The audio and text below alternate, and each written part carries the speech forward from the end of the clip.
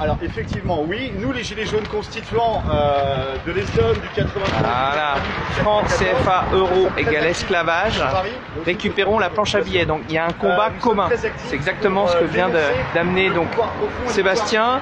Les discussions ont lieu avec les employés, avec les passants, vous voyez. Donc Sébastien, je reviens à toi. Donc c'est juste pour montrer la banderole, franc CFA euro égale esclavage, récupérons la planche à billets.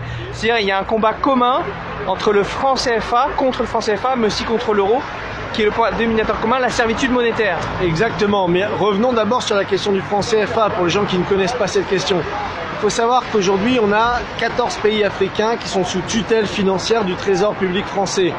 Ces pays sont les suivants: Bénin, Burkina Faso, Côte d'Ivoire, Guinée-Bissau, Mali, Niger, Sénégal, Togo, Cameroun, République centrafricaine, Congo. 200 millions de personnes qui sont sur curatelle financière, ce qu'on appelle une curatelle financière. Ils ne contrôlent ni leur monnaie, ni leur crédit, ni leur budget, ni leur déficit.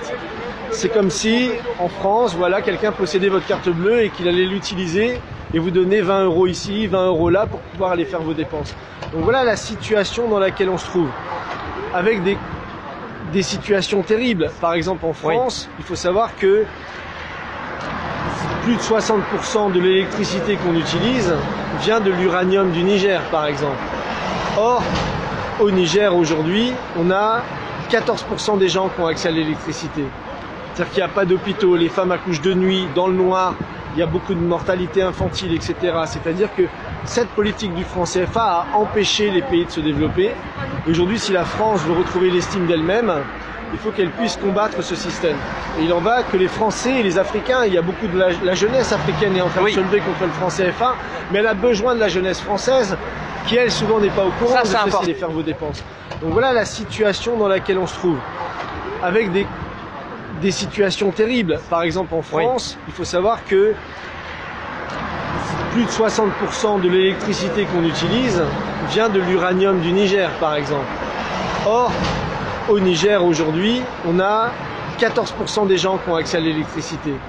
C'est-à-dire qu'il n'y a pas d'hôpitaux, les femmes accouchent de nuit, dans le noir, il y a beaucoup de mortalité infantile, etc.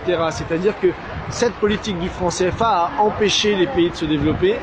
Aujourd'hui, si la France veut retrouver l'estime d'elle-même, il faut qu'elle puisse combattre ce système. Et il en va que les Français et les Africains, il y a beaucoup de la jeunesse africaine est en train de se lever contre le franc CFA, mais elle a besoin de la jeunesse française, qui elle souvent n'est pas au courant de ce système. Ça c'est important. Voilà, la jeunesse française qui non seulement doit aider pour des questions d'ordre simplement de justice, de libérer ces pays-là de la curatelle financière, et comme tu le disais Yannick aussi, de se libérer nous-mêmes de la curatelle de l'euro. On a un ennemi commun, l'État profond, l'oligarchie financière.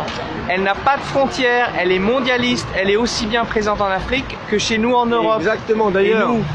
Ce que dénonçait Tshilhang Pouemi sur le franc CFA, ça vaut aujourd'hui pour l'euro. Son existence à l'euro ou au franc CFA dépouille les États de leur souveraineté monétaire. Et aujourd'hui, les pays de l'Union européenne sont dans la même situation que les 14 pays d'Afrique qui sont soumis à cette tutelle du franc CFA. Donc, euro, CFA, même combat. On ne peut pas opposer les uns aux autres. La supranationalité monétaire, ça a toujours été utilisé par l'oligarchie avec ce qu'on appelle des banques centrales indépendantes, mais qui sont pas indépendantes, qui sont indépendantes des peuples et des États, mais pas indépendantes de l'oligarchie financière, des marchés financiers, de JP Morgan, Goldman Sachs, etc. Donc on est dans le même combat et c'est le message qu'on est venu dire ici à Chamalières. Parce qu'il y a à la fois la Banque de France, je vais montrer d'ailleurs qui n'est plus nationalisée. Aujourd'hui, la Banque de France n'est pas nationalisée. Et à la fois la production du franc CFA, qui imaginerait que la monnaie de son pays soit fabriquée dans un autre pays. Ça n'existe nulle part. Sauf ici. Sauf ici. Voilà. Et quand on explique dans le monde que l'argent des Africains est fabriqué en France sous contrôle du Trésor public français, personne ne nous croit même. C'est-à-dire qu'on a un paradoxe. Voilà. Donc, on est venu pour dénoncer ça, pour dénoncer la répression monétaire que dénonçait Pouemi. Je vous montre la carte.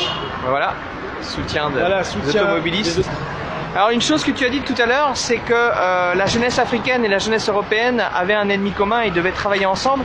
Alors justement, il y a une chose aussi qui est intéressante, c'est qu'il y a hier ou avant-hier, je ne sais plus, il y a un collectif de jeunes africains, ou de moins jeunes africains d'ailleurs, peu importe, qui s'appelle UDC, Unité, Dignité, Courage. Ils étaient là en fait, ils étaient à l'entrée, vous voyez, ici, voilà, pour faire prendre conscience aux ouvriers que, voilà. Alors notre message est un peu différent, c'est bien sûr on dénonce le franc CFA, comme tu viens de le faire, mais surtout on veut reconvertir cette imprimerie demain pour qu'elle fasse des francs en fait.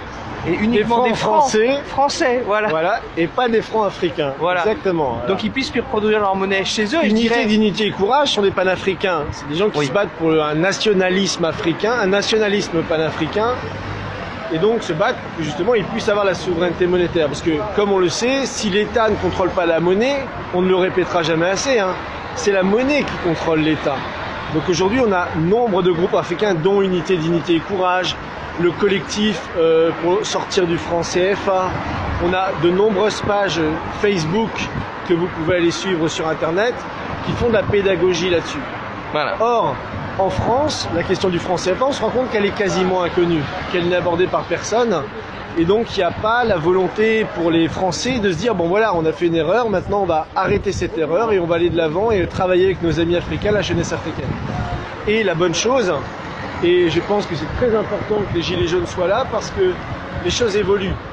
Et j'aimerais vous lire, ça va prendre 2 minutes, mais c'est l'initiative qui a été lancée par des économistes africains. Donc je conseille pour ceux qui ne connaissent pas de lire ce livre. Donc sortir l'Afrique de la servitude monétaire, Kako Nububko, qui a été l'ancien ministre de l'économie du Togo, Martial Zebelinga, Bruno Tinel, Demba Moussa Dembélé, qui sont des économistes qui ont expliqué les mécanismes sous-jacents à cette servitude monétaire. Alors cette image est très belle.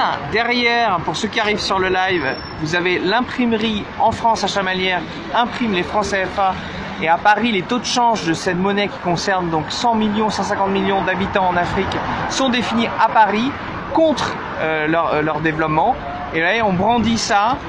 Sortir l'Afrique de la servitude monétaire. Voilà, ça c'est important. Voilà. Et donc ces économistes, Kako Nububko et d'autres, viennent de organiser les premiers états généraux sur la question du franc CFA, donc au Mali.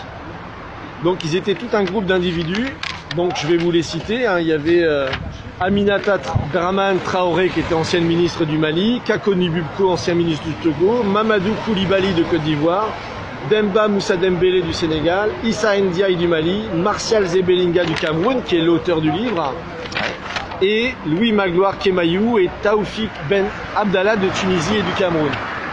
Donc ils ont publié pour la première fois un appel qui fait le point